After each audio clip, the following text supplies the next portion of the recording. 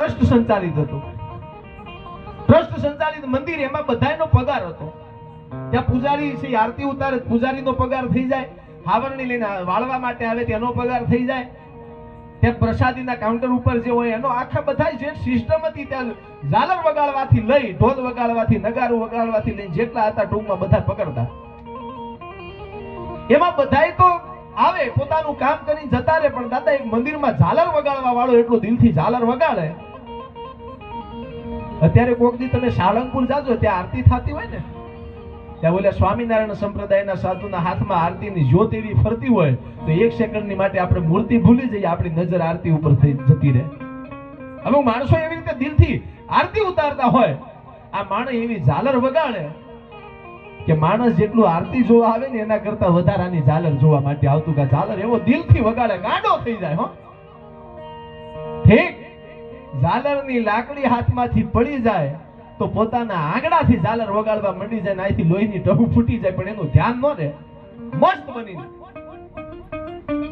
એમાં ઘટના એવી બની કે બધા ટ્રસ્ટીઓએ નક્કી કર્યું કે હવે બધો કોમ્પ્યુટરનો જમાનો છે, અભણ માણસો હવે જોવે નહીં. આપણે નક્કી કરો 12મા સુધી અભ્યાસ કર્યો હોય એને આપણે નોકરી રાખો, અભણ હોય એને કાઢી મૂકો. એક પછી એક, એક પછી એક, એક પછી એક બધા લાઈનમાં ઊભા છે ને એમાં આ ઝાલર વગાડવા વાળો દાદા ધ્રુજતો હતો, કારણ કે એને ચોપડી કોઈ દાડો હાથમાં ન પકડે. એક માણસ આવે, ભાઈ તમે શું કરો છો? કે હું આ કામ કરું છું, પ્રસાદી વેચું છું. તમે ભણ્યા છો કેટલો? તો કે હું કોલેજ કરી છે, તમારી નોકરી ચાલુ. બીજો આવે, તમે શું કરો છો? કે હું પગરખા હાચવાનું કામ કરું છું. કે તમે ભણ્યા કેટલો? હું નથી ભણ્યો. કે તમે નીકળો. આ ઝાલર વાળો ધ્રુજતો હતો, એનો વારો આવ્યો. કે તમે ઝાલર વગાડો છો? કે હા. કે કેટલો અભ્યાસ છે? કે અભ્યાસ બિલકુલ નથી. તો કે લ્યો અત્યાર સુધીનો તમારો પગાર, કાલથી તમે ન આવો. બોલો રોવા માંડ્યો કે મારા ભાવ સામું જુઓ, તમે ભણતર નહીં મારા ભાવ સામું જુઓ કે નહીં, દયા ડાકર ને ખાય. અમે નક્કી કર્યું ભણેલા નથી, તમે કાલથી નોકરી ન આવો. બોલો દાદા રોવા માંડ્યો.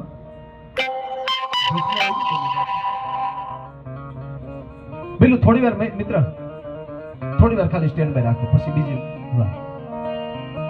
ગાવાનું આવે એ વખતે ફેવરી દેજો. હા, સ્ટેન્ડ કરીને તમે બેસી જાઓ 2 મિનિટ. કે મારા ભાઈ તમે નીકળી જાઓ. કાઢી મૂક્યો દાદા. 2 દિવસ 5 દિવસ મહિનો થયો ને, મંદિરની ભીડ મંડી ઓછી થવા. મંદિરની ભીડ ઓછી મંડી થવા.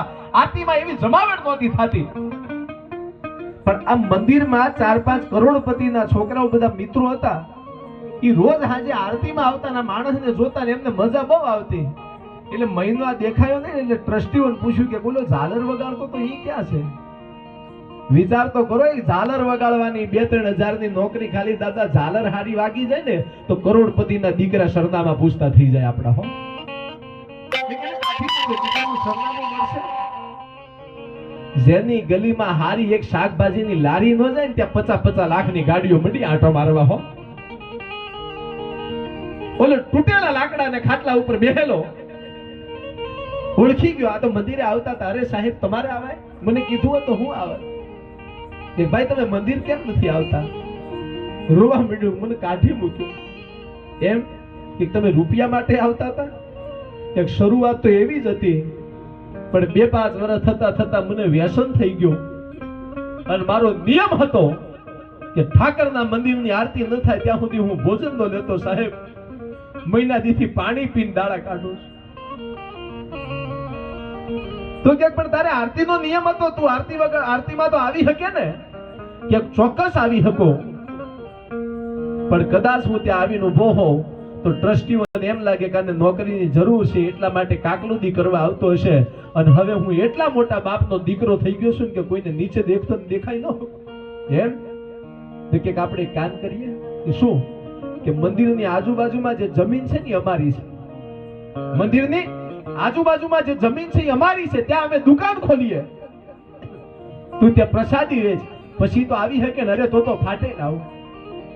તારો આજથી 10,000 પગાર, 3,000 માં 10,000 પગાર થઈ ગયો. તમે જુઓ દિલથી કામ થાય ને ત્યાં પરમાત્મા તમારું અસ્તિત્વ મદદ કરવા લાગી જાય. અને પછી તો ભાવ ને ભક્તિ બેય મળ્યા.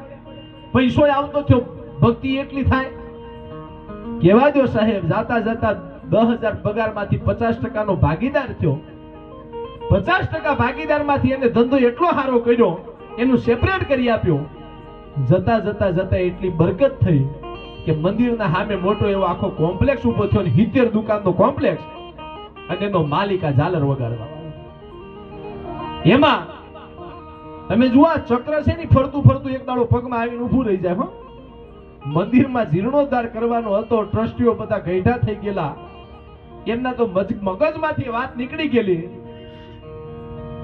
મંદિરના જીર્ણોદ્ધાર માટે ફાળો ભેગો કરવા જતા હતા, ને એમાં કોમ્પ્લેક્સના માલિકને જઈને એસી ઓફિસમાં મળ્યા કે અમે મંદિર બનાવીએ છીએ, ફરીથી જીર્ણોદ્ધાર કરવો છે, આટલા પૈસાની જરૂર છે, આટલા પૈસા થઈ ગયા, તમારે કઈ લખાવવું છે? બોલો એક રૂમમાં જઈને રોવા માંડ્યો કે મારા બાપ મને આટલો મોટો બનાવ્યો, મારે હું તારામાં ફાળો આપી શકું? વાંધો નહીં, મારા બાપ એક કામ કરો ને ભાઈ, શું જેટલા બીજા પૈસા થયા ને તમે બીજા કામમાં વાપરજો, જીર્ણોદ્ધારનો તમામે તમામ ખર્ચો મારે આપવાનો. બોલ્યા વિચારમાં પડી ગયા. પેલા તો મગજમાં નહીં કે આપણા કાઢેલા થોડા આટલા કોમ્પ્લેક્સના માલિક હોય, એના તો મગજમાં નહીં. અને ચેક લખી દીધો, આ ચેક છે, તમારે રકમ જેટલી ભરવી હોય એટલી લાવો, હું અંગૂઠો કરી દઉં. આને અંગૂઠો કર્યો, એના પીએન બોલાવ્યો, પીએ સિગ્નેચર કરી. એમાં એક દોઢ ડાયો હતો ને ટ્રસ્ટી, એનાથી રેવાયું, એને ધીમે બોલ્યું કે તમે અંગૂઠો કરો છો? કે હા, કે હું ભણ્યો નથી ને, અંગૂઠો કરું છું. અને મારા પીએની એમાં સહી બરોબર કોમ્બાઇન્ડ મેં છે, કદાચ તમારો ચેક બાઉન્સ થશે તો પૈસા હું કેશમાં આપી દઈશ, તમે તૈયારી કરો. એના જ પાછું એટલું બોલાઈ ગયું કે તમે બિલકુલ નથી ભણેલા તોય આટલો મોટો કોમ્પ્લેક્સના માલિક છો, જો તમે ભણેલા હોત તો પેલો કે હજુ ઝાલર વગાડતો હોત.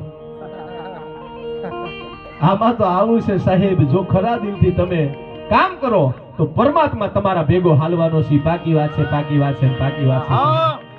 આવી ઘણી બધી વાતો છે, પણ પિંકીબેન પટેલને આપણે વિનંતી કરીએ આગળનું દોર સંભાળે. બેન પિંકીબેન પટેલ, જય માતાજી, જય ગુરુદેવ.